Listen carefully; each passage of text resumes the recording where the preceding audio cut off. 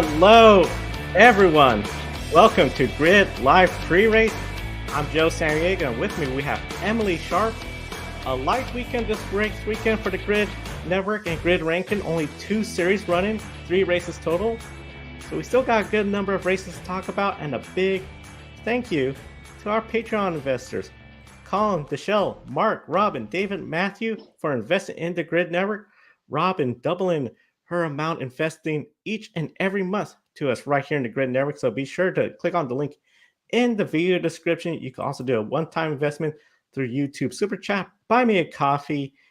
If you put the name of a particular member of the Grid Network team, they'll thank you on the air and we'll forward the funds to them. And best way to support us, hit the bell icon, subscribe to the Grid Network. Be sure to follow us at Grid Network TV across social media and read our articles on our website at gridnetworktv.com. Now, Emily, as I mentioned, we only have 2 series running, but this is going to be really fun because we got the NTT INDYCAR Series at Iowa for the Hy-Vee doubleheader weekend. So 2 races, both of them 250 miles. The first one is tonight under the lights. Then on Sunday afternoon, under the sun. Right now, the forecast showing is going to be 92 degrees, so the track temperature is going to be very high. On top of that, here's some 3 other factors that will make this year's race more challenging. First off, first oval race with the hybrid system. So it's going to be really interesting to see how the drivers work that. The cars, they're going to have less downforce, 10% less downforce on the rear wing. So that back end is going to be a little bit lighter than before. And Iowa has a partial repave job in the corners, which drivers yesterday they were saying, we don't like this. Which of those factors do you think is going to have a greater influence on the race? Yeah, and I first and foremost want to say thanks for having me back on Grid Live, Joe. Excited to be here for a lesser race weekend, but we get 2 IndyCar races, so excited and looking forward to that. Um, on to what we can look forward to here in Iowa. Yes, we have some new hybrid power units going into these cars. And based off of what we saw last week, it was not just an easy acclimation for some of these drivers. Of course, Scott Dixon had that really unfortunate issue right at the beginning of the race. He wasn't even able to take the green flag until like 20 or so laps in, and that was determined by that new hybrid unit. And as you said, Iowa just got repaved in the corners, and with less rear wing, those drivers are going to be really, really, really struggling to get as much as they can on those short straightaways, if you will, to the next corner. Of course, it's about a mile in distance, a little bit less than that. And so I think honestly, there's no great way to answer your question. I think all of the factors are going to impact these drivers this weekend. Yeah, it seems a little bit of everything's going to play a huge outcome in this race. I'm really curious to see what's going to happen with the less downforce, and if we get to restart situations, who's going to be aggressive, willing to try the outside line, because they were trying before practice yesterday, get the outside groove going, but it just doesn't seem to be working out really well. And of course, that was prior to the practice. Then they really got into practice where Scott McLaughlin was the fastest. His lap time, 17.313. And Emily, the first 25 drivers were less than a second apart. Last year, Josef Newgarden, he dominated this race. So even though he's 15th, he was still less than a second away from Scott McLaughlin's time. Do you believe Newgarden is still the heavy favorite for this weekend? Yeah, and a really exciting practice. Of course, we're on the air, and right around the time I would expect that we're finishing up, we can expect to see qualifying. So that's going to be a really fun watch, especially to your point, Joe. Drivers were less than a second away from each other in practice. So definitely it's going to be a close field. Back to your question about Joseph.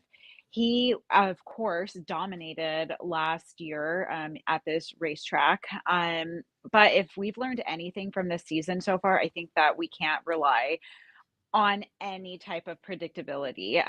Joseph came in, I think, as a heavy favorite in a couple of races so far this season and hasn't necessarily delivered. Of course, he had some really unusual crashes for him and just weird passing moments that he just wasn't able to capture the right momentum to make those overtakes on in the past few races. So I do think that we're going to have some Penske domination, but I don't know if it's necessarily going to be Joseph. However, we've seen this man when he gets hungry and determined, kind of make his destiny with that amazing overtake in the Indy 500 earlier this year.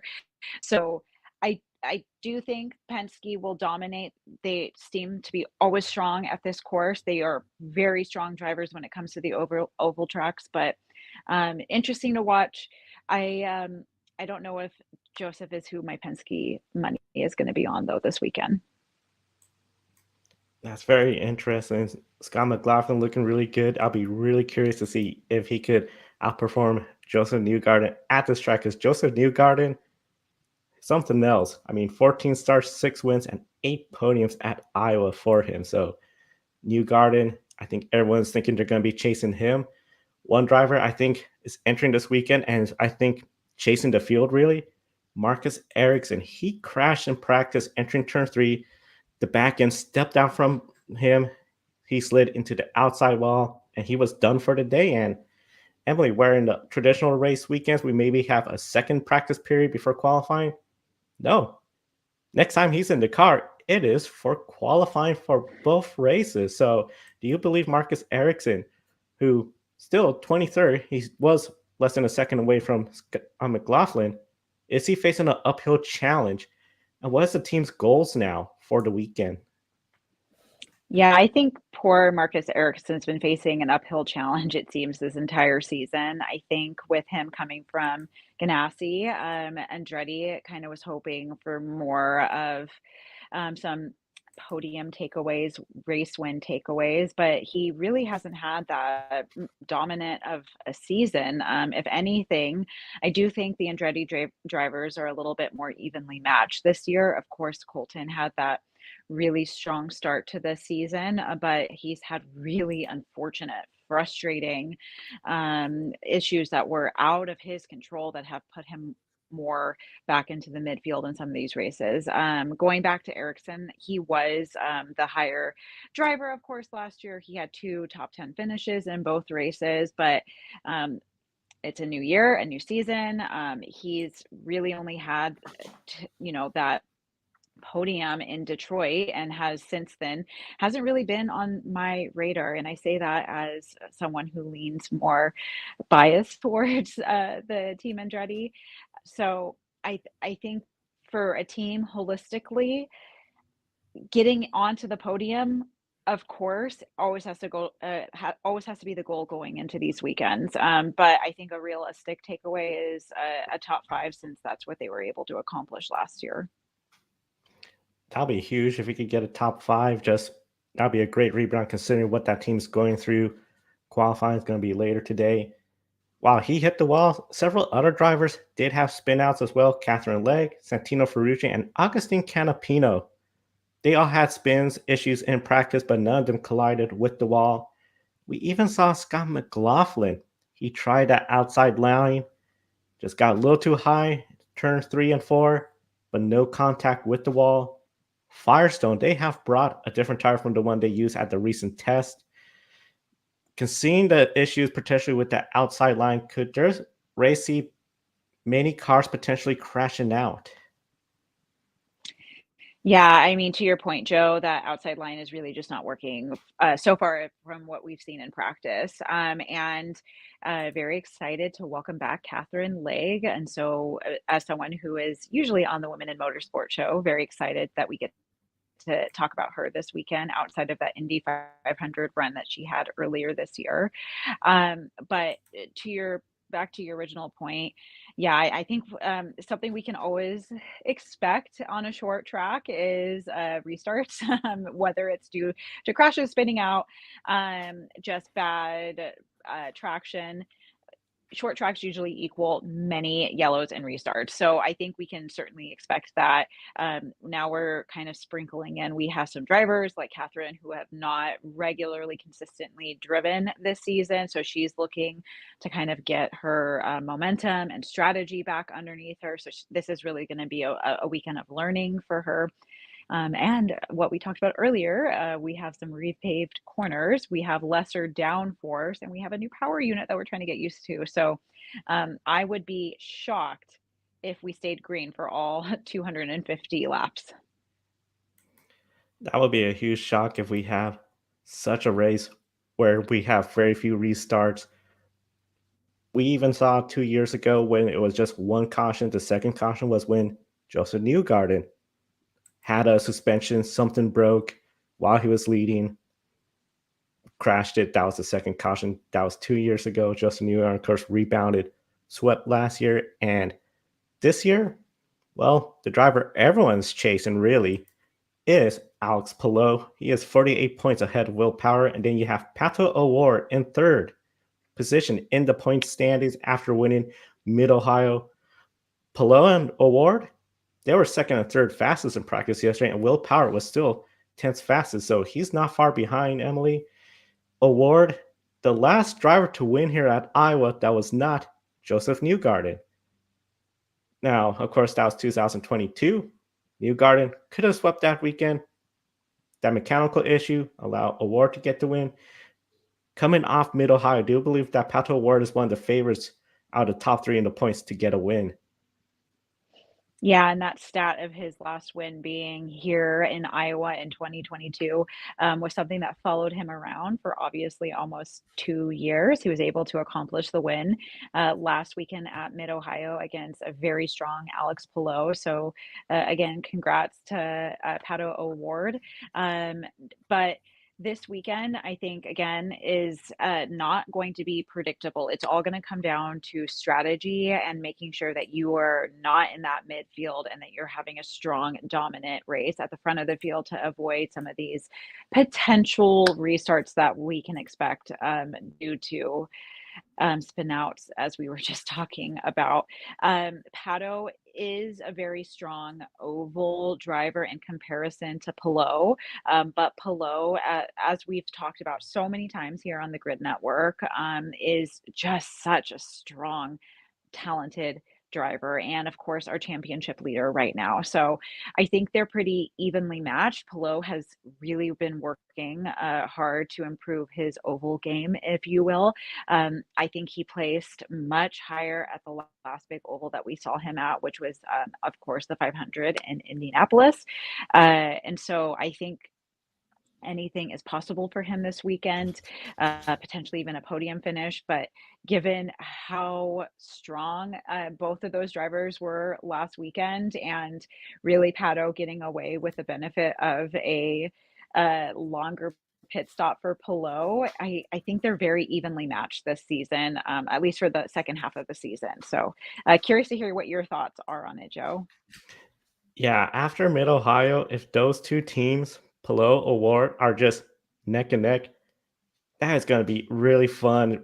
I think this could set up for a great rivalry. The two of them, they race each other respectfully, but they are going to be pushing each other to the limits. I would just love to see this for IndyCar because don't get me wrong, with the grid ranking, we score who is dominating a series. Alex Palou has been the man to beat. Pato O'Ward could be there each and every week. That's going to be a win for the series, the fan interest, the Pato O'Ward fans that they are so loyal. They will love to see him week in and week out. And for the championship, can you imagine the party if he gets that championship? That would be something I think a lot of folks would love to see, even if they're not a Pato O'Ward fan, just because that's a brand new champion in IndyCar. And for a team, Arrow McLaren, that has a loyal following, all the recipe is there for a big boost.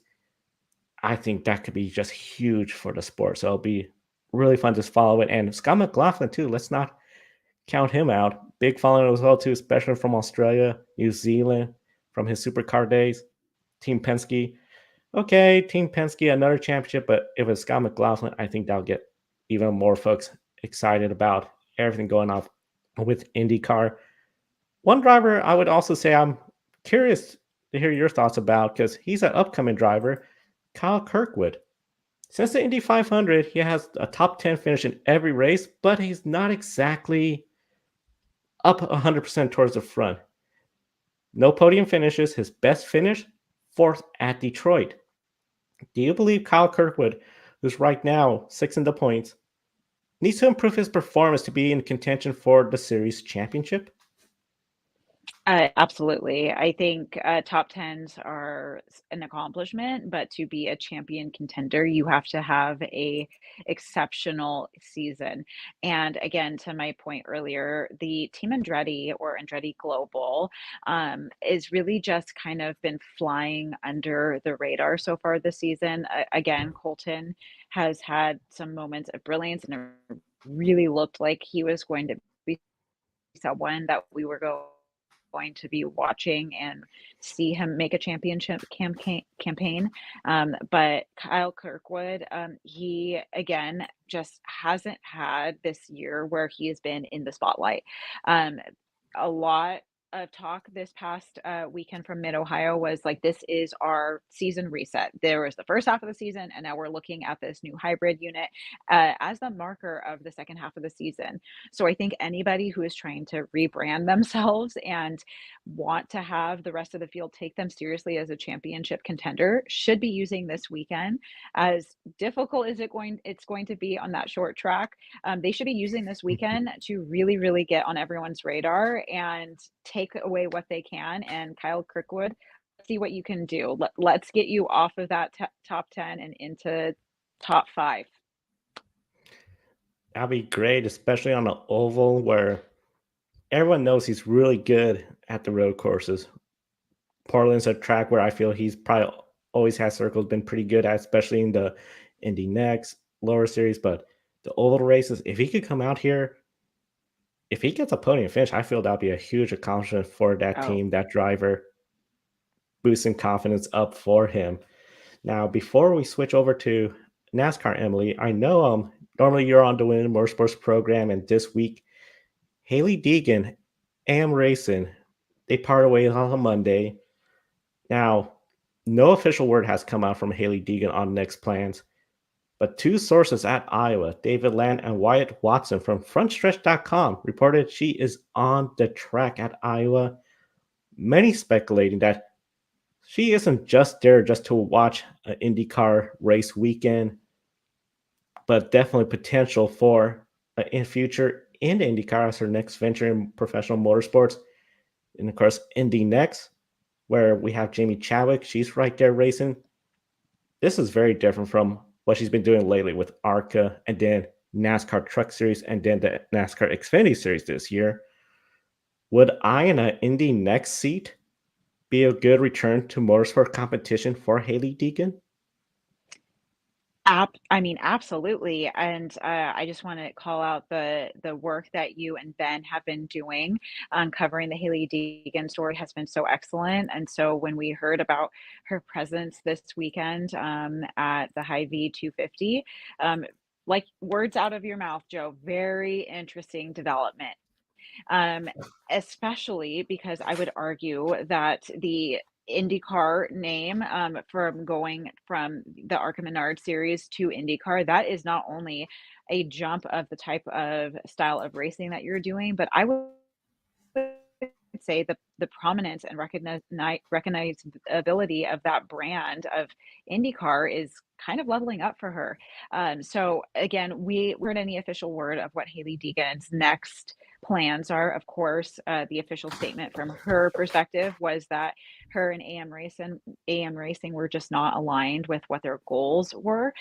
So we can all read and interpret what that potentially meant and her experience was for herself. But given how well Jamie Chadwick has been doing and kind of turning into a more inclusive series to be racing in, almost saying like, come race in this series. We will find you a spot to drive in. Like we will get behind you. We will support you as a women driver. So I think this could be not only a really excellent thing for her racing career, so she continues to have some sort of seat that she's able to go get behind, have a team back her, and get out weekends and get behind the wheel and practice her racecraft. But for her name and Haley Deegan, the brand, wow, this could be truly such an excellent opportunity for her. But it's all speculation at this point. She could be just a spectator wanting to see a good show, but uh, historically, when we see drivers around the track, we usually hear different types of conversations going on. Yeah, I would be shocked if it was just, no, I was just here for the weekend just to enjoy some competition I haven't seen much. But one of the things I keep thinking about, especially for some of the race fans that remember the old Tony Stewart SRX series where we had Haley Deegan racing there with Ernie Francis and other big names, she was pretty good at those races. And Ernie Francis, he went to Indy next. It sort of makes sense to me, the idea, well, she might be looking at Indy next. The drastic difference in the racing, well, there's road courses primarily, so you don't have so much of the long oval corners like you do at Iowa, Gateway. I'm really curious to see if this could be a good start for her. It's just a matter of the details in the deals being made, sponsorship money. I assume she's still going to be bringing over some big sponsorship money from Monster Energy. Oh, absolutely. Yeah, so there's a lot of potential there. And of course, we'll be following this right here on the Grid Network. Subscribe to us. And of course, Women in Motorsports, we'll be talking much more as developments occur and qualifying for the IndyCar races at 3:45 Eastern, 12:45 Pacific. Race starts 8 p.m. tonight Eastern. Then race 2 is at noon Eastern Sunday. So plenty of IndyCar racing, Emily. But then tomorrow at 2:30 p.m. Eastern, 11:30 Pacific, we have the NASCAR Cup Series at Pocono Raceway. Yeah, Joe, and really looking forward to this weekend at Pocono. The NASCAR Cup Series is at Pocono, as you mentioned, for the Great American Getaway 400, a race that has had an interesting pattern here for the last 5 races. Winning team has alternated between Hendrick Motorsport and Joe Gibbs Racing. Now, if that pattern continues, Hendrick Motorsport should win this year. So, do you anticipate at least the winner coming from one of these two teams?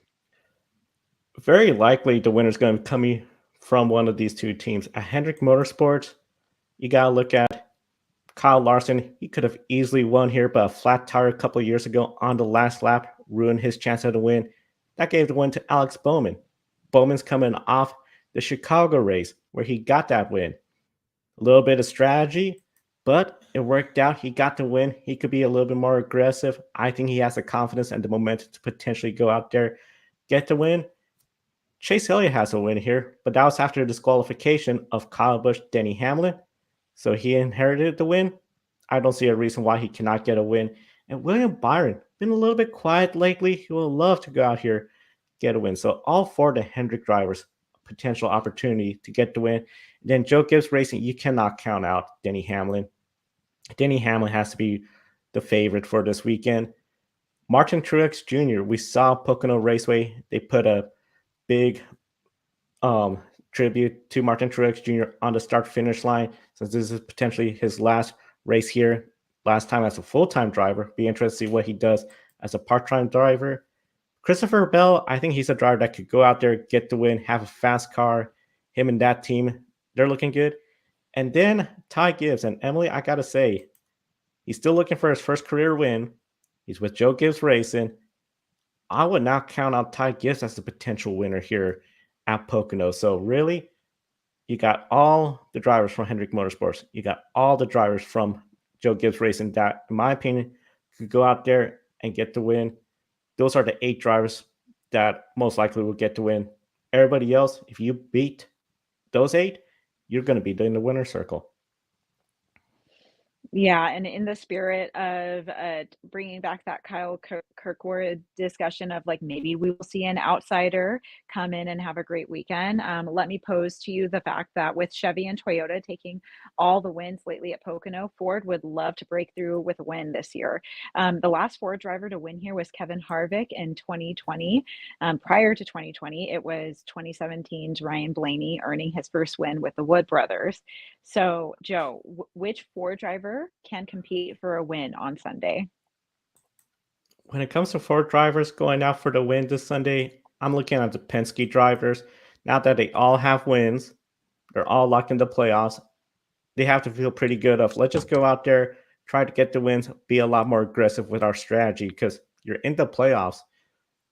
You might lose some points here and there, but at their position in the playoffs, just go out there, try to get those stage points, and then if you get the win, that's a huge boost in your playoff standing. So definitely the Penske drivers I'm looking at for potential wins. When it comes to front row motorsports, I would not count out Todd Gillian just because this is a track where at times it has its crazy moments. Late restarts, crashes, but they have long runs. This is a track where you can, if you're running in the top 10, close enough to the leader, before the stage breaks, you can make a stop in pit road, 4 fresh tires, get out. You're not going to lose a lap. And while everyone else pits in the stage break, you'll pick up those positions. I can see Todd Gillian and that team potentially doing that. Don't count on Michael McDowell as well. Stuart Haas Racing, this is where I'm split, Emily. I feel it's either going to be you're going to have Chase Briscoe, maybe Noah Gragson, and Josh Berry towards the front, or it could be just a not so good race weekend, and they're all three mid pack, nowhere in sight. They just seem to be that team that they're either showed up, they're ready to go with 2 or 3 of their drivers, or they just didn't show up at all, and they're just all for logging laps. So really, the Penske drivers, but do not count out front row motorsports, especially if they just have a decent enough car. They can use some strategy to get themselves further and further up ahead. You know, Joe, I'd like to continue this playoffs conversation with you, specifically around Chris Buescher. He's currently in 16th in the points. So let's just break this down a little bit further in a playoffs, in or out. Martin Truex Jr. is 125 points above the cut line. He's safely in, as you mentioned, for potentially his last full-time drive here this weekend at this particular track. Ty Gibbs is 84 points above. Now, is he safely in after this weekend?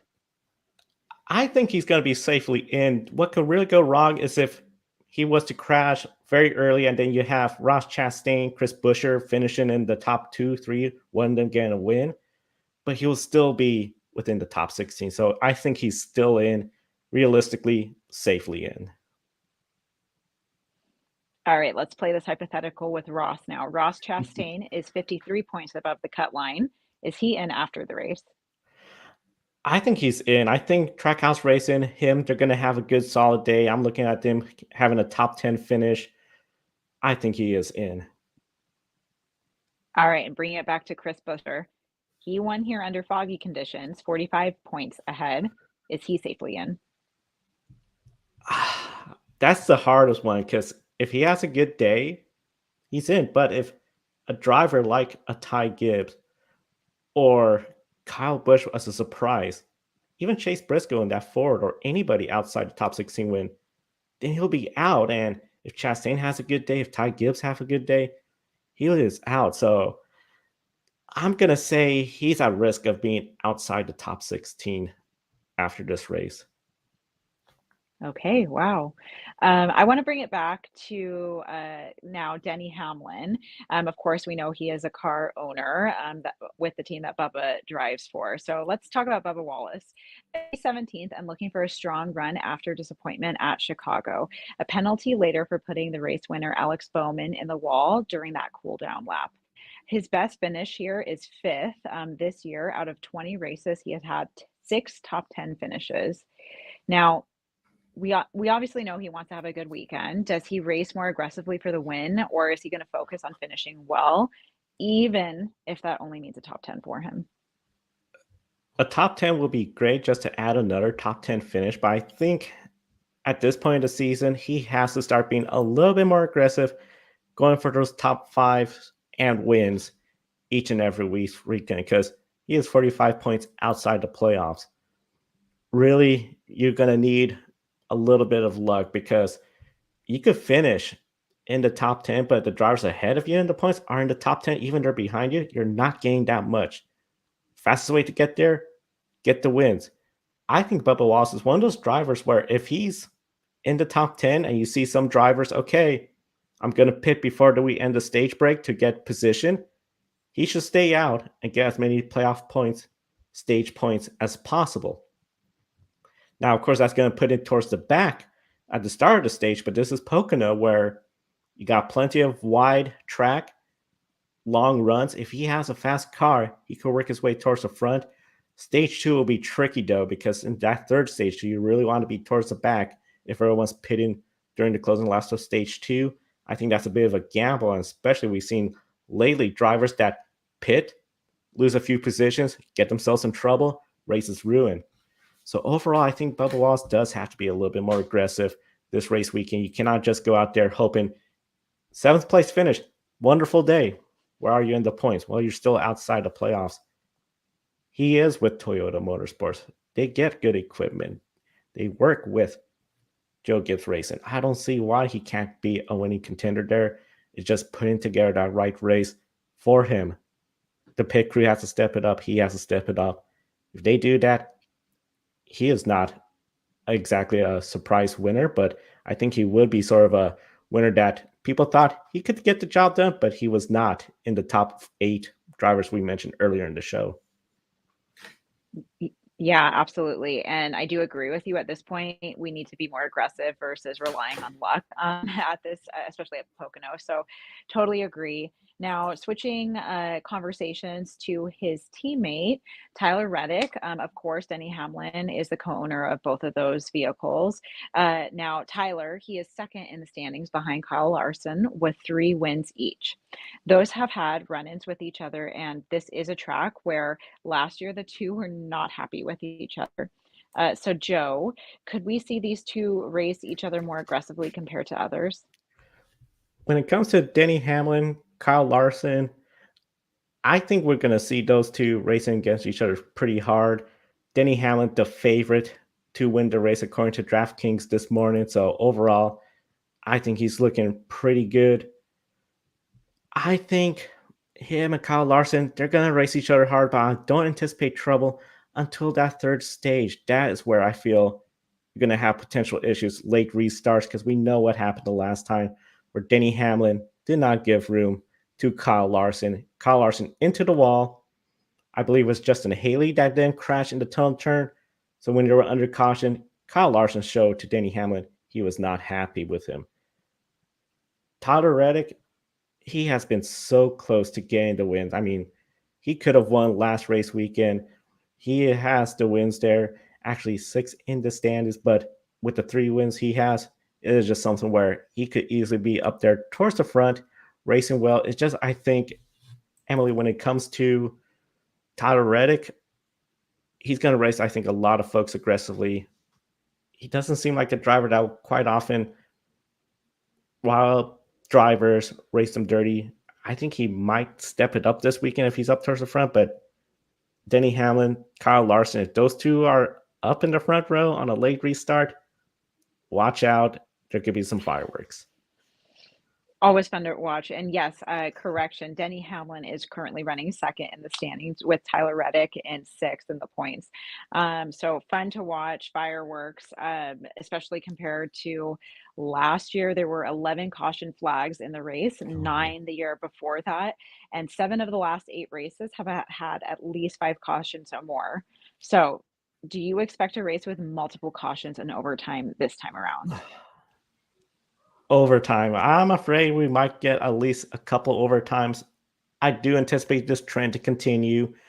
You're going to have for sure the 2 stage break cautions. So then you're just 3 away from hitting that 5 number. And that's where I think the third stage is going to get a little crazy. That's why I was thinking if you're a driver that's pitting before the stage ends, to get the position, or if you're the driver pitting after on the stage breaks and you're losing those positions, entering that third stage is going to be a critical decision because if you're towards the back, we have a wild restart and you get caught up in your trouble, your day could be done. I think that third stage is just continuing the trend of you're going to see most of the cautions after a pretty routine first stage, second stage. So really, I think it's going to come down to entering that third stage. If my opinion, if I was the crew chief, I want to start up front as close as possible. You're going to be having aggressive drivers like potentially Denny Hamlin, Kyle Larson racing you for the lead, but you have a lot lower risk of trouble if you have 2-3 cars ahead of you compared to you have 20 cars ahead of you. They're beating and banging, and somebody loses it right in front of you. The probability shows I think you're going to have multiple cautions. I'm going to go with 6 cautions and hopefully no overtime this weekend. Well, we are certainly going to be watching. We invite all of you to tune in as well at 2:30 p.m. Eastern, 11:30 a.m. Pacific. Tune in to watch the NASCAR Cup Series at Pocono tomorrow. About 90 minutes after the race, we'll be back on the air for the Grid Live wrap-up show. Joe, it's time. Let's pick a winner. Yes, pick a winner, and it's a pretty simple pick a winner race weekend because we only have those 2 races as we talk. Well, 2 series running, 3 races. And we look at the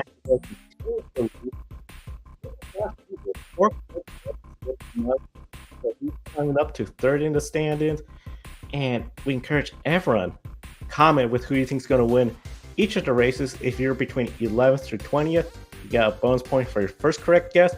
If you're below 21st, further back, bonus point for each correct guess. So everyone has a chance to still try to get in the top 10. Emily, let's start with IndyCar Race 1. Who do you see winning that race? Well, basing this off of the practice we've so far seen and historically how well Penske has done, I'm going with Scott McLaughlin. Scott McLaughlin, that'll be a great pick. I'm going to go with a driver. Some will say I'm surprised, but he has won here before. I'm talking about Pato O'Ward getting the win, continuing that momentum. That'll be a huge day. Well, huge night since that's the night race. Let's go into the day race at Sunday, noon Eastern. Who's going to run race 2 at Iowa? I'm also going to go with a non-Penske driver for race winner for number 2. I'm going with Alex Palou. I think he has been on the cusp of having some great finishes at ovals, and Pato and him, they battled last week. He is ready to redeem and get that win that he probably felt like was his last week. So Alex Palou for race 2, Joe. Alex Palou, that would be a huge blow to the competition when it comes to the standings. So I think a lot of folks are hoping not Palou. I think I'm going to go with a driver that probably going to just be a little bit, he'll be towards the front, but I don't think he's going to win race 1. But he should win race 2 because I feel it'll be a big story if he does not get at least 1 race win. I'm going with Josef Newgarden for race 2. That way he at least gets 1 win in this weekend. Pocono, they've once hosted a doubleheader weekend. This weekend, just 1 race tomorrow. So for NASCAR at Pocono, who do you see as the race winner? Gotta go with the legend himself, Denny Hamlin. Denny Hamlin, Toyota, the favorites as shown earlier, according to DraftKings.com. I'm going to go with a driver that I think it's going to surprise many, but he has the equipment. He has the team to get the job done, and he has the teammates of Denny Hamlin, Christopher Bell, and Martin Truex Jr. I'm going with Ty Gibbs going out there, getting his first career win at Pocono Raceway and putting himself securely in the playoffs. So that is my prediction for pick a winner. In the chat room, Adam goes with Josef Newgarden sweeping the weekend. That'll be 4 wins in a row, Emily. That would be, oh man. Wow. And then, of course, Denny Hamlin, the heavy favorite at Pocono. We got such a fun race weekend to follow this. And of course, we encourage everyone, be sure to subscribe, hit the bell icon so you don't miss our recap of this race, where essentially about 90 minutes after the race is done, we'll be recapping it. And of course, a big thank you to our Patreon investors calling the show, Mark, Robin, David, and Matthew, for investing in the Grid Network each and every month. We encourage everyone, visit us on social media at Grid Network TV. That is the same on Twitter, Instagram, Threads, TikTok, and our website, gridnetworktv.com. Matthew Bro, he'll be having the latest NASCAR articles, and Jackson Lambros, the latest IndyCar articles after the race weekend. And a friendly reminder, subscribe, hit the bell icon, share with your family and friends that love motorsports, because we're a channel of folks that love motorsports, sharing it with you, the viewers. And we thank everyone for tuning in. For Emily Sharp, I'm Joe San Diego. Enjoy the races.